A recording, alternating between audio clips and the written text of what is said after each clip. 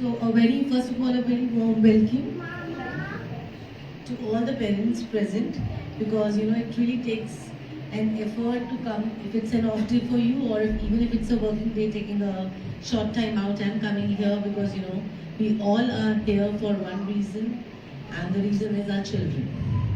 So, without much ado, let's discuss more about them, because uh, a curriculum that we are going to discuss about, it only has children at its center.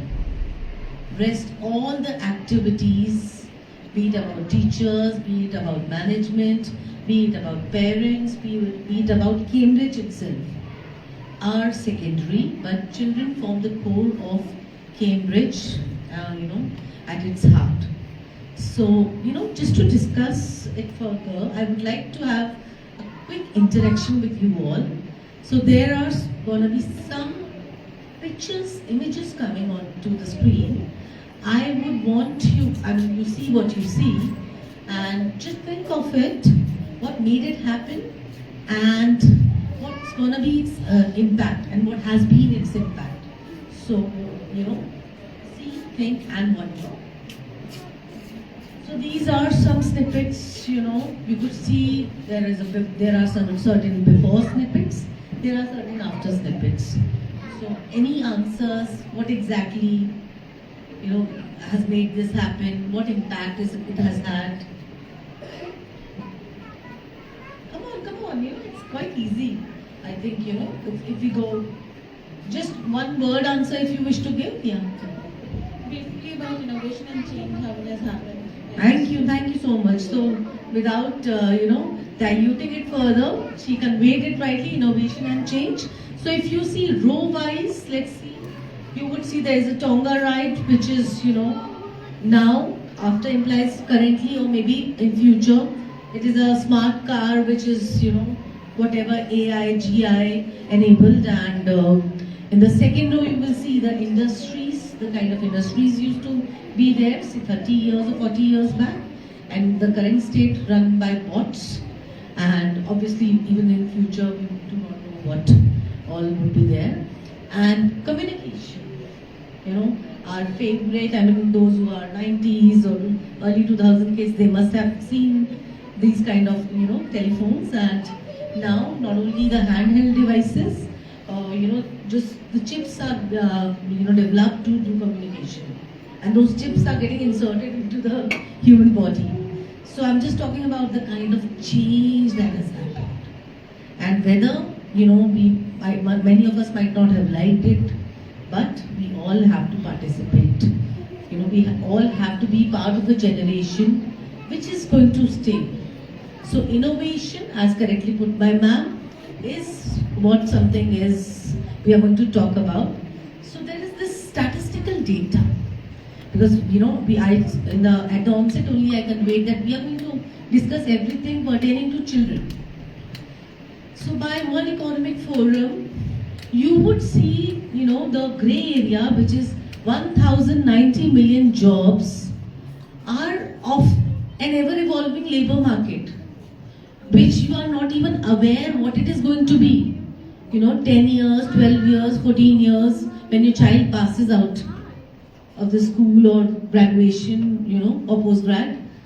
So the only qualification, having a certain core competency or a qualification might not be helpful, because it requires much more, when the no resistance to change. It will require a lot of skill set to be able to adapt and adapt. So, these are certain skills, and you must have been hearing, some of you have been CBSE parents also, in the NEP that has come, 21st century skills. Why the need for the national curriculum also to come and, realize the importance of, not only teaching the core subjects, but also, emphasis on skills. Because these skills are going to make your students who are future generation, future employee or employer, future entrepreneurs, to have a say in their lives. Otherwise, they would be clueless. So these are some skills: analytical thinking, resilience, leadership, creative thinking.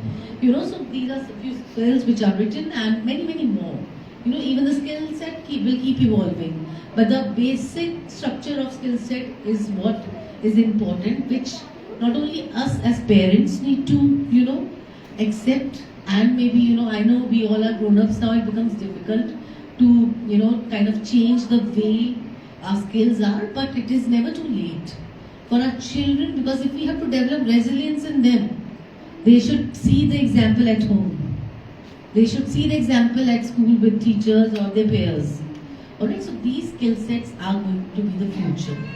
So my question comes then, how can the education, when we saw so many changes through those pictures, how can the education remain same?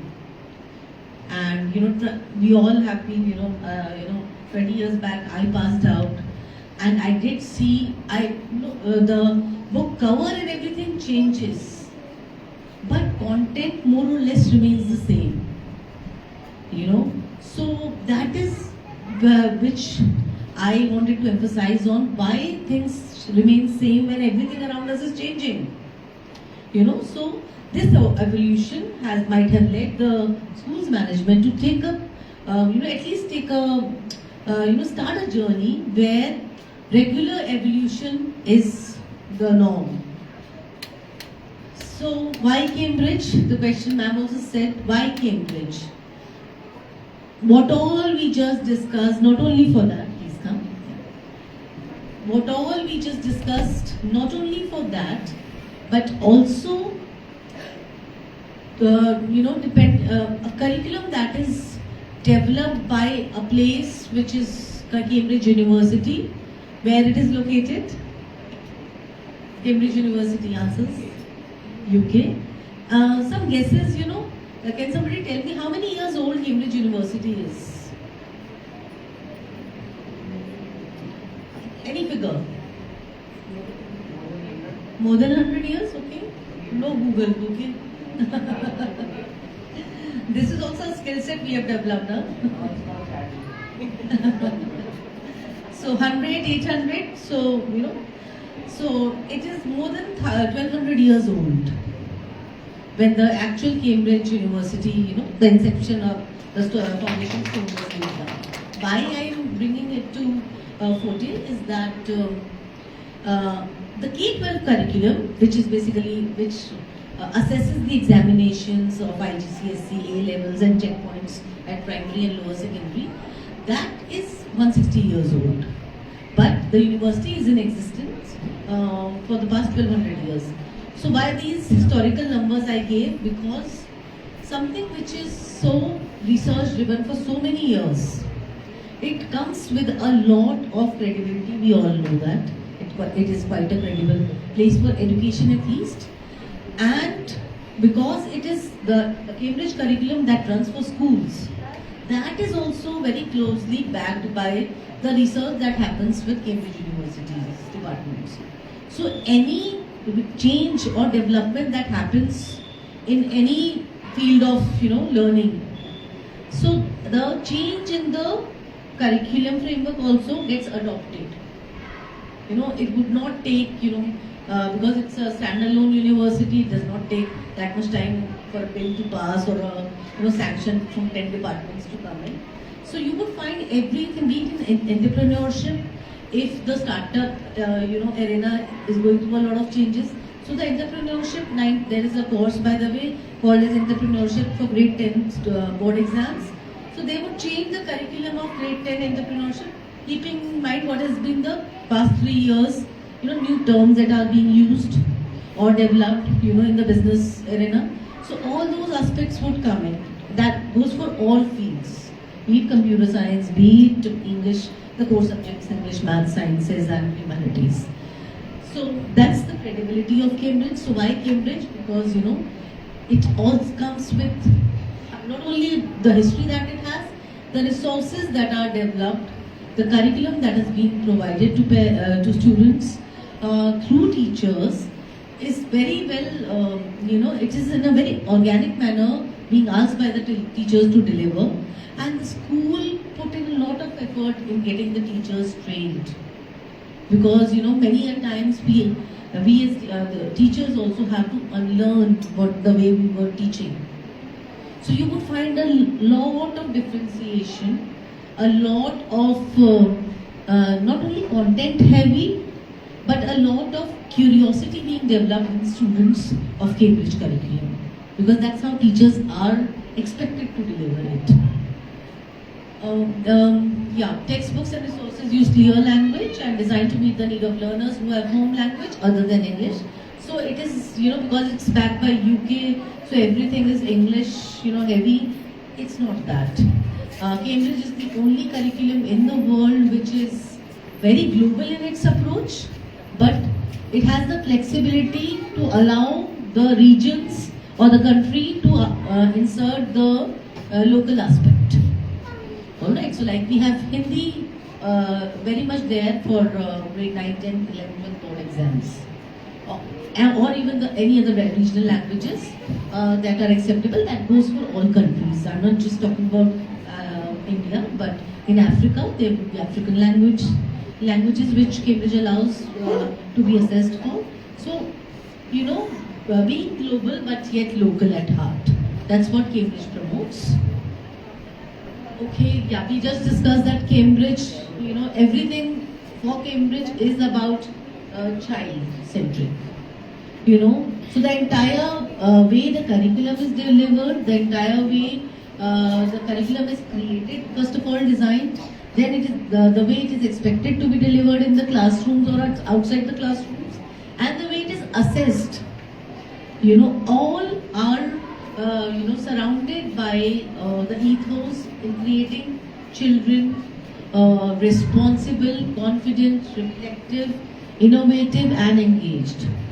So all these are Cambridge learners' attribute. So not only Cambridge learners are expected to be having these attributes, but the Cambridge teachers, the Cambridge schools management is expected to be responsible, confident, innovative, engaged and reflective.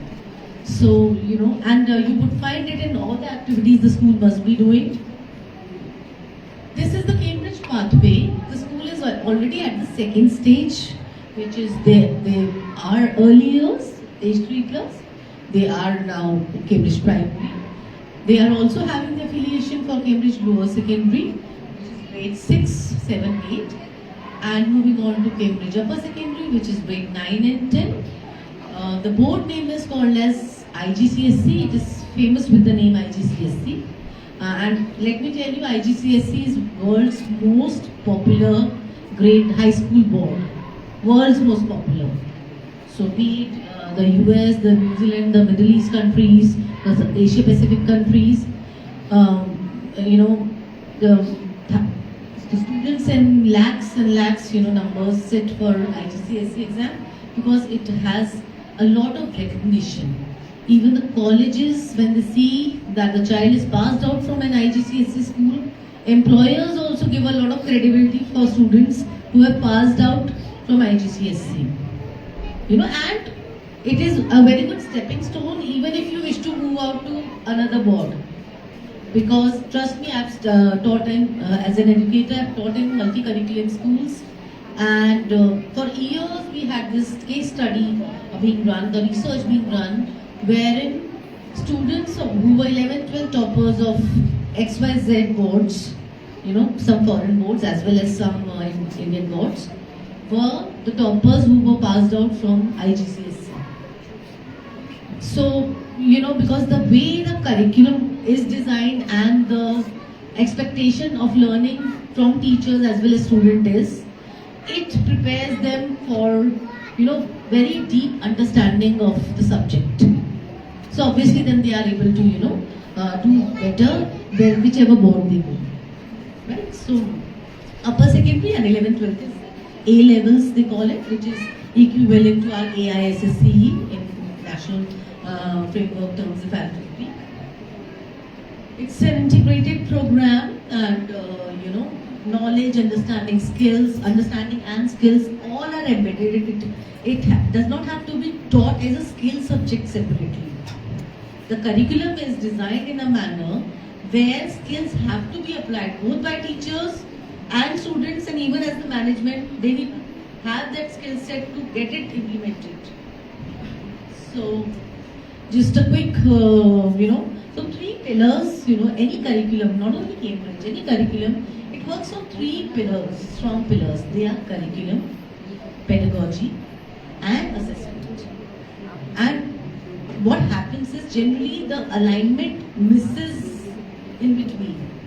Curriculum is happening just by the book, rote learning. So why I am emphasizing, because a lot of us as parents have this mind query, I would not say mindset, not all of you have it, that books complete होनी चाहिए, notebook भरा होना चाहिए. Am I right or not? But whether anything has gone into the system of the child, that should be our focus area, because that would last. Books would change. Books would change year after year, but the anything that has gone embedded into the chip of the child, that would stay. So curriculum, pedagogy, and assessment go very much hand in hand, and the delivery is expected. Early years, you are all aware. A lot of you are early years parents, have been early years parents. It's a very play-based curriculum. Just to give you, I would not, pointers are there to read out. I would give additional information. Cambridge early years, curriculum has its success story based out of India. It was launched 3 or 4 years back, and in fact, Indian preschools. We all know about Indian preschools. Okay, every area or sector you would find 10 preschools with different names, suggesting they are doing a different curriculum. But as such, up till now, till the NEP implementation, there was no standardized curriculum for early years. Alright, so everybody was doing it as per their whims and fancies. So Cambridge researchers came to India and various cities of India, because whatever preschools were delivering in Delhi might be different what is being done in Jaipur, what is being done maybe in a smaller tier 2 or tier 3 city. So they did took up the best of practices or not so good practices. The gap that is there, a lot of gap, they've identified that there is gap. So earlier curriculum evolution is credited to India. So I'm just trying to make you feel that what Indian connect is there when when we talk about Cambridge early years. So a lot of expertise you will find in delivery is keeping in mind the local context also. It would not be everything, everything foreign है तो अच्छा है, ऐसा नहीं है. Our own local schools have been the stepping stone in creating this 4 years curriculum, which is EY1, EY2, EY3 and stage 1. Most of the schools they opt for, and again, Cambridge is a very flexible board. It allows schools to run it for 3 years or 4 years, or merge it as just a 3-year program. So schools do it often. It is the only early years curriculum which has an assessment attached to it. I will be taking up the assessment later. Let's talk about curriculum more. Primary curriculum, 13 subjects that includes not only English, Maths, Science, there is humanities also.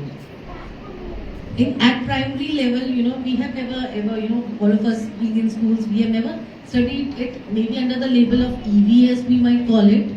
But this curriculum not only talk about people, places and past, but also psychology. Psychology is being covered in humanities.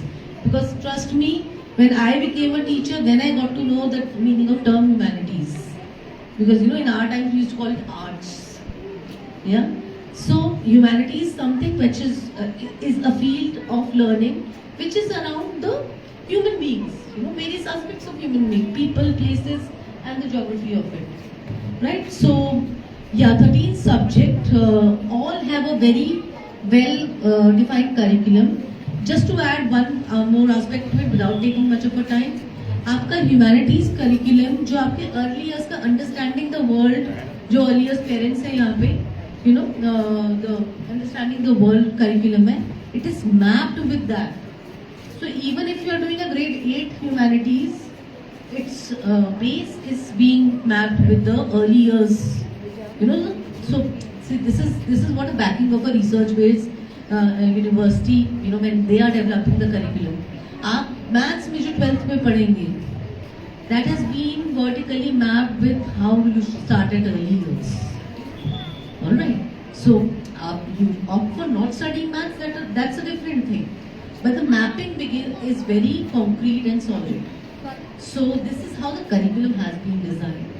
And yeah, lower secondary also same subjects. If parents are choosing, apart from English, maths, science, there are a lot of varied dimension which work on students. Varied dimension. Music is there, art and design is there. You know, a lot of parents who are in the service industry or IT industry or any industry, design has become such a popular subject these days. So, you know, art and design is, you know, the only subject which is being given in primary also. Cambridge is the only curriculum offering it. And so, yeah, let's talk about assessment. So, Cambridge is not going to be after schools to do this way of assessment or that way. Cambridge teaches, guides and trains teachers to go for various kinds of assessment. Some of them are continuous assessment like you know, formative assessments. The early years they do it through observation. What happened? Okay. Primary they do it through progression tests. I think this talking about it more. And summative assessment, जो year end assessment होता है. So Cambridge does it at the end of levels of programs. They will not be doing it, you know, but don't call it by the school also and parents also. Don't treat it as board. Okay. So at primary grade 5, if the assessment is being done, please be open-minded to give, ask your children to give assessment because it is only a diagnostic. You know, it's kind of, you know, जब तक BP और sugar test नहीं कराएंगे, आगे का medication क्या होना है पता नहीं लगता ना. So that kind of a diagnostic assessment is there, which you know tells where the gap is of the child's learning, not only for you as parents but for teachers also, for school also. You know, maybe school also identifies that maybe in maths algebra is not being understood by our students, so they need to, you know, pick it up better. And the kind of reports that are generated, it is very detailed in nature. It will be having maths analysis of not only your school, your child's class, city, nation, but you know, somebody in what is the US level also or the UK level. So it's a global report that you would get, which will be having personalized your information also, and what is the world over criteria of that particular subject. So the checkpoint exams at primary grade 5, which is basically stage 6, and lower secondary checkpoint at grade 8 level. IGCSE is, you can call them boards because they are high stake exams. High school board exams are important. So those are high stake exams, more than 7. I take up IGCSE a little bit of it, and A levels are grade 12 board exams. Right? Also early years assessment is called as check together. No, you would not find any. It's a proper assessment. Check together implies the teacher and the child, because they are too young. They sit together and it is a storytelling kind of a method where questions keep coming on the screen. It's a 20-25 minutes kind of an assessment. So at the end of say early years 1, you know, the assessment, if the school opts for it and the parents agrees to it, because there is a nominal fee associated, which is very basic. You will get a very descriptive report card of your child at early years also then. You know, so there would be assessment done at the beginning of the year. Those who have done Cambridge till grade 12, and then they are obviously at various good places in their life after cracking the JEE or NEET. So there is absolutely no issue in doing any Indian university, whether going for Delhi University or any central or state university. There would not be any issue. It is just that the requirement is IGCSE 5 subjects, which is equivalent to like the way we do grade 10, 5 subjects, similar to that. IGCSE 5 subjects and minimum 3 A-level subjects. Those 3 A-level subjects are expected to be the specialization subjects like PCM. For an engineering, PCM would be required. For a NEET, PCB would be required. So, plus the language, as English as a language or any other language. And just to add to this, English as a language by Cambridge, because we all know English has been originated from the UK. The value of IGCSE English is equivalent to grade 12 English of any other board. So, that means your students would always be at par. In fact, even ahead from the students from other boards.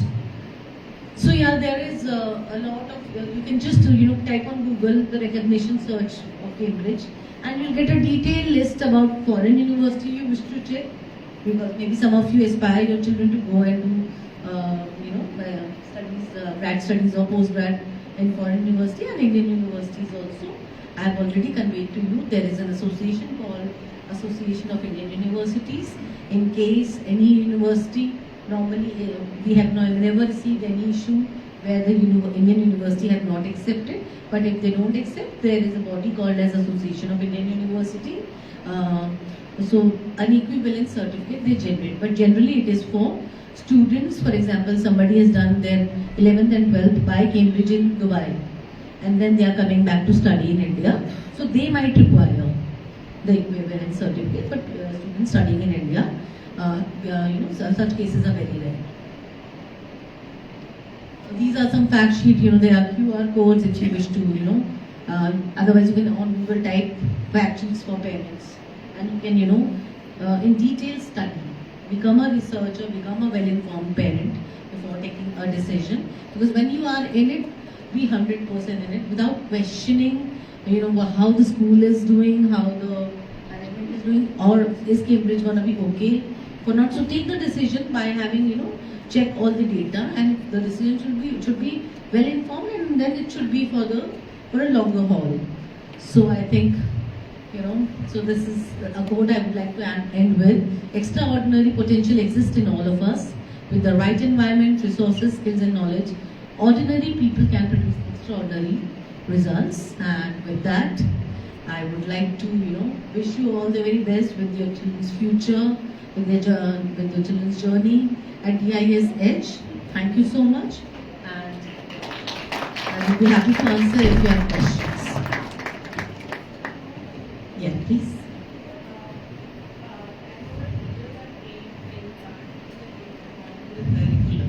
But as parent, how can I guide my child to understand the things that you are teaching in a class? Because I am trained like a CBSE board, you can understand in academically, like we are going by the. A very good question, I would say. And it is really exciting to see, because this is what is expected. Parents to be partners in education. So even when we are training teachers, and the books and their teacher resource that they get, they are also home links which are there, which I would request ma'am and the teachers to provide it to you as parents, which guides what is there and maybe I'll suggest the school to have regular orientation, maybe by once in 2 months, wherein you understand what if we are talking about CLC, so it is communication, language and literacy, CLC. So those terms and everything, ma'am, if more orientation of parents could be done, because it's about understanding those terms and anything new that comes in. This is a very valid question, and I'm sure the school, obviously such feedback is important. So we could give some guidance to parents when the terms for early years and what all is primary, could be set, and maybe the planners, I am sure annual planners are already there. So those are there, but teaching methodology, if you have to support, if you are aware, like in this month this topic would be covered, and the school also get means to see, the resources are not for parents as of now, but point taken. Maybe in future we could come up with resources which parents also could access, and if they wish to get involved in the teaching of the child, that could be done. But right now it would be it is routed through teachers. So teachers, I'm sure the school will provide support to you. Yeah. Can I just pause here? And I'll take a quick poll from all the parents. Give me your responses in the terms of answer. Now, if we have to do orientation every month or every 2 months, would you prefer it offline, face-to-face, or online? So let me have the hands up for offline orientations, and I'll always keep it on Saturdays. So I do see a majority for offline.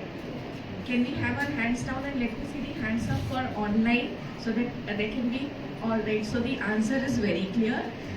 This particular program is also happening in a hybrid mode, because if you can see, what all we are discussing today is on a Facebook Live, so you can access it anytime. However, when you have face-to-face, the answers are instant.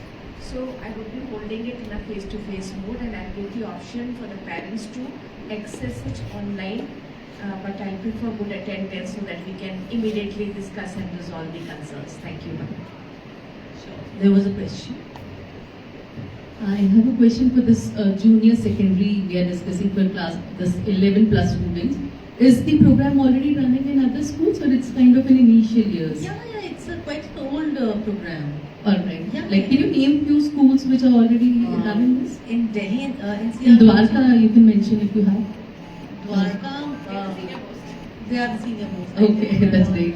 They are the crusaders, and good that your children will stand out in Dwarka. But in Delhi, a lot of schools, in Gurgaon, a lot of schools are approximately the numbers, maybe 150 plus schools, 100 plus schools. So it's been very well. In Delhi, a lot of schools are having it. In Dwarka, yeah. But a lot of schools have enrolled this year in Dwarka, but they're starting from early years. So obviously they would also have a journey to reach there. Any other question? I am a myself person of ICSE board. I passed from class 2. But I want to understand, when are we enrolling? My child is in class 7. So when are we going to enroll? Because I'm very much interested to get her enrolled in IGS. So I want to know the future plans. That's why I kept it open for grade 6, 7, 8 also. So this platform was open not just for the existing Cambridge parents, but for grade 6, 7, 8 and the other parents of the class primary.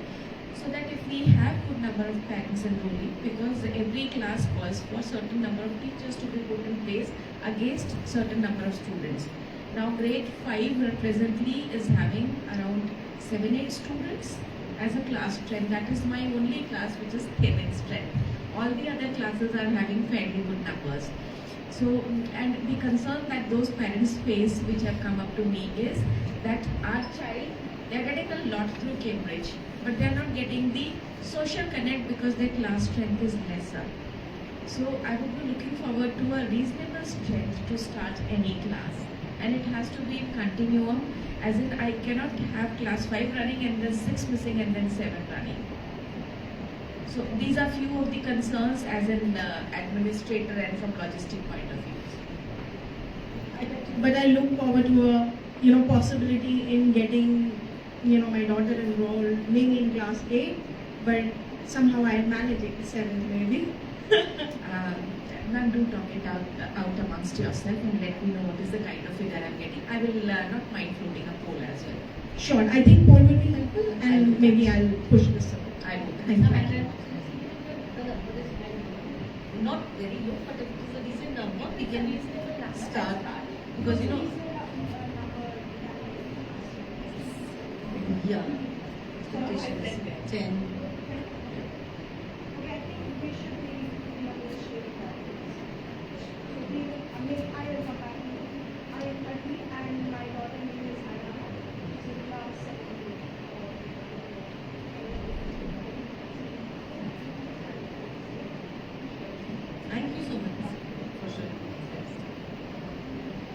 Thank you, Neha. First of all, it was a very descriptive presentation, and I hope I didn't bore you. no, no, of course, and I think the session was so descriptive that we don't have many questions left, and thanks to DIS for arranging this. The only question that I have is that, as you saw, that the schools are limited, not many people around us, and we live in a community. We come back to have these questions from our peers, from our family, from relatives that, okay, what's the edge that your child gets with Cambridge? Why not CBSE? What is so, unique edge? Why we have made ourselves as a family a setup in Dwarka just to get into the school, just to get him into this board, because understanding it, not because we want to experiment. We have been CBSEs all our generations, but then we want to experiment with it. But then we understand global perspective, we understand a lot of things.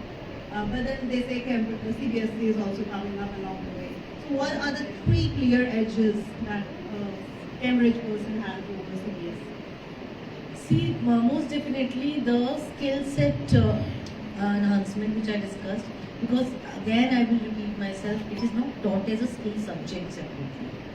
The expectation in understanding, delivery and assessing the curriculum is to have those skills. So critical thinking would be a part of learning, as well as when they are attempting any question. So if I think certain progression tests you must have seen. If not, I would suggest the school to show you some certain progression tests or checkpoint old papers. You would see, you will never find the definitive answer, because in real life also we never get to answer very simple questions.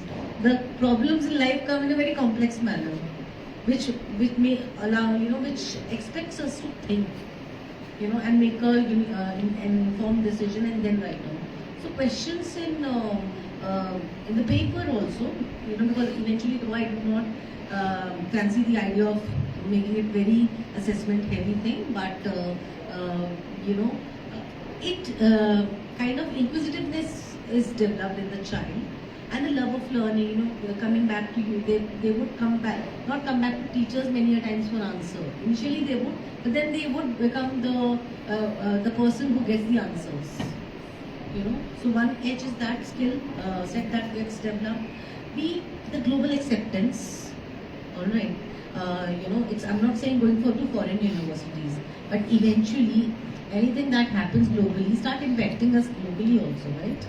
So that kind of global, and we all are living in a world where a lot of acceptance and understanding of internationalism and interculturalism is important.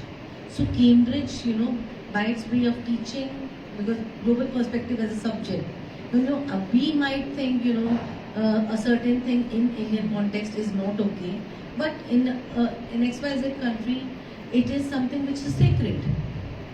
So having empathy for people from that region or area, so it develops a lot of internationalism and interculturalism, which is the need of the hour. Trust me, not only for India, everywhere in the world. So that is there.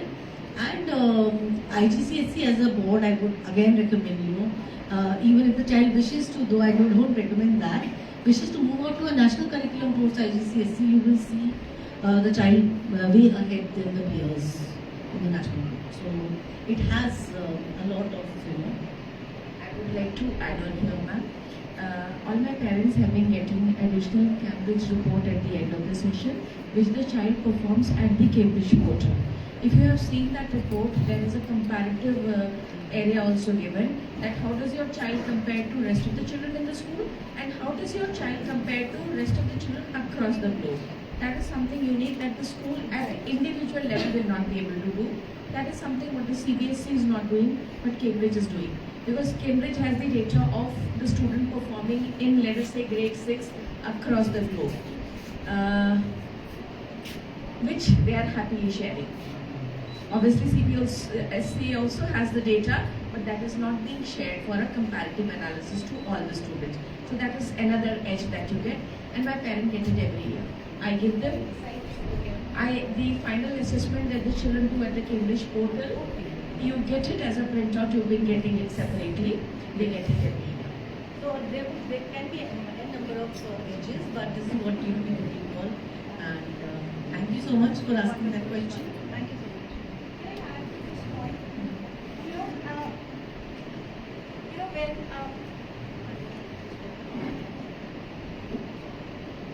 So, because I have passed out from the same board, I know how to write a precise right.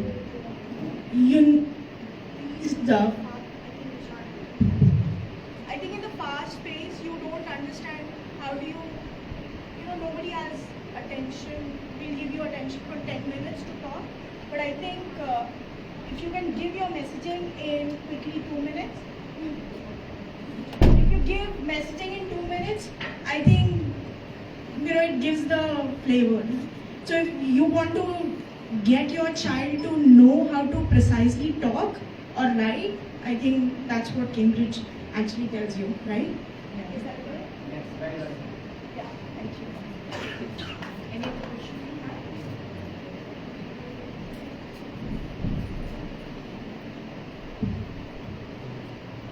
Thank you, Neha ma'am. I think I don't have any questions, and I just thank you and Anubhav ma'am that for taking us through this session. And it's a third year for Vihan who is running through the Cambridge, and this is the right platform to say thank you for the teachers, Muskan, Neha ma'am, Anita ma'am, and the entire school. For I think we are really feel proud to have this Cambridge platform here. When Vihan not in this universe, so we decided to come this school because it's a prefix. We have to go through the study of Vihan, or maybe he or she will be studying DIS only because we have gone through the ma'am background and the school background. So it's been a pleasure to have you, ma'am. And I think from KG he's studying here, and once we saw the Cambridge, right? So first year we started fear. It's been fear because we all are CBSE, the 90s, early. So initially it was being very challenging, and the curriculum or the subjects we hardly getting it, but it's there and how we can taught him. Now Muskan ma'am came in third. Second was good to go, but the third is very very challenging because she worked hard. Neha ma'am worked hard, and Anita ma'am also in the second. They have put in the base for how to understand what is the content is there, how they can upskill their mindset, not for the paper, for the exam. Might be they don't have the good score in last year, but the entire year they have gone through the skill set, the mindset, the vocalness. I think it's being very, it's bottom of my heart for thank you for all the teachers, and thank you ma'am for. There we have a testimonial also. So I guess that